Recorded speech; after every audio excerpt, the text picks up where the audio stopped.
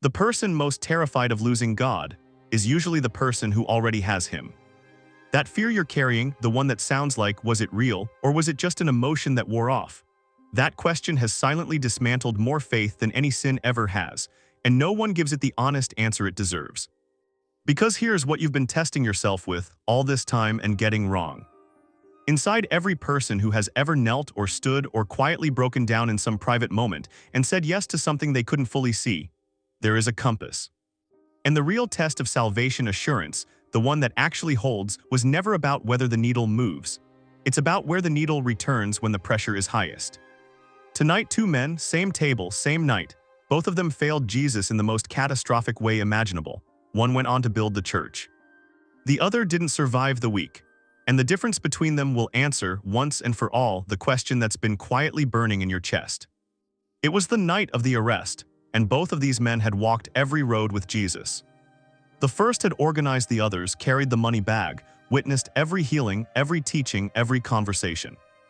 He had even reached into that bag quietly, habitually, a man whose compass had been slowly, invisibly tilting toward himself for years, so gradually that no one noticed, not even him. The second declared out loud with an oath, "I do not know the man," 3 times, in the same night his teacher was being condemned to die.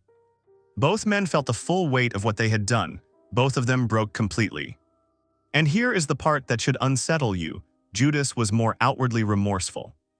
He returned the 30 pieces of silver. He stood before the chief priests and said it out loud, "I have sinned, I have betrayed innocent blood." He felt the horror so completely that he couldn't survive it. Peter wept bitterly and then went back to fishing.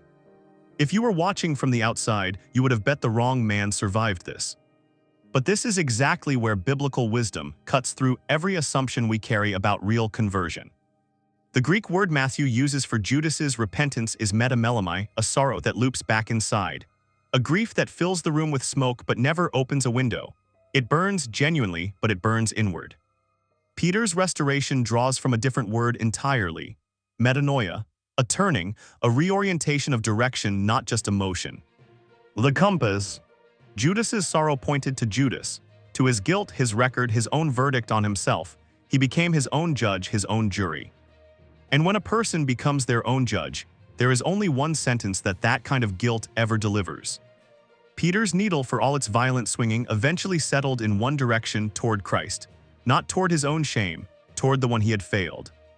That is the only dividing line, not the size of the sin, not the depth of the emotion, not the volume of the regret. Direction. This is the reframe that changes how you read your entire spiritual history. Most people evaluate their conversion by looking backward at the emotional intensity of the original moment, at how dramatically their behavior changed, at whether they've been consistent enough since. And every time they find inconsistency, which they always do, they take it as evidence of a counterfeit. But here's what that test misses. Judas was consistent. He was invested.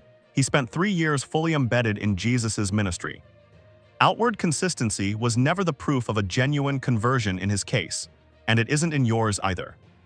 Biblical wisdom doesn't ask where the needle started. It asks where the needle settles when you've fallen. Born-again faith produces something specific in its brokenness, a grief that reaches outward, not inward, a soul that in its worst moment still pulls toward God, even when God feels impossibly far. Remorse alone faces a mirror.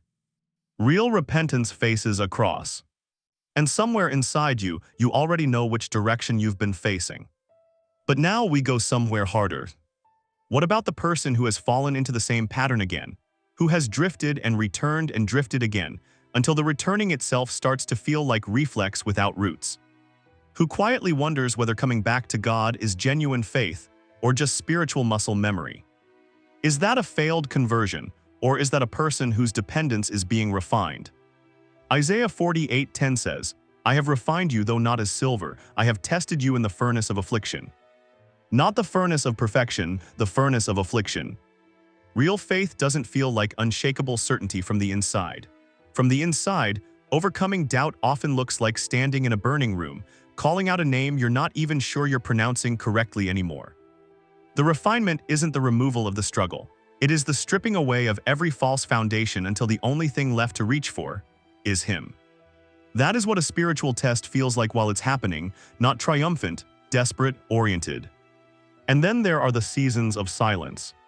When prayer hits the ceiling, when the presence of God is a story other people seem to have access to and you can't find the door. When you wonder, honestly, if you were ever really born again, or if you told yourself a story you needed to survive.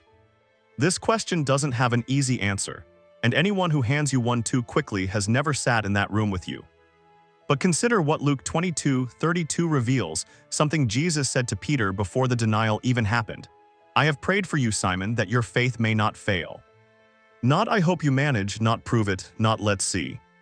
I have prayed. The intercession came before the fall, the anchor held before the storm arrived. And if the Spirit genuinely lives in you, you are not the one holding on, you are the one being held. Here is the truth worth carrying out of this. Judas never once asked, was my time with Jesus real? Did I genuinely encounter him? He knew he was certain. He betrayed someone he absolutely, undeniably recognized as the Son of God. His certainty was not the problem, his compass was. Now think about what you have been doing. The question you keep returning to, was my salvation real? Do I actually have salvation assurance? Does God still know my name? The fact that you keep coming back to it. The fact that walking away from it feels impossible. The fact that you are still here, still searching, still aching towards something you can't fully hold. That is not the symptom of a broken conversion.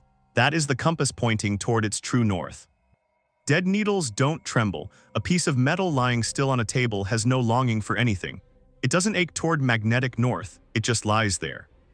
But you who doubt, who have failed, who have fallen and returned and fallen again, who still find yourself pulled back toward God in the middle of your worst days. Your desire for God inside your failure is the evidence, not the obstacle to it. What changes when this lands? You stop performing repentance for an internal audience.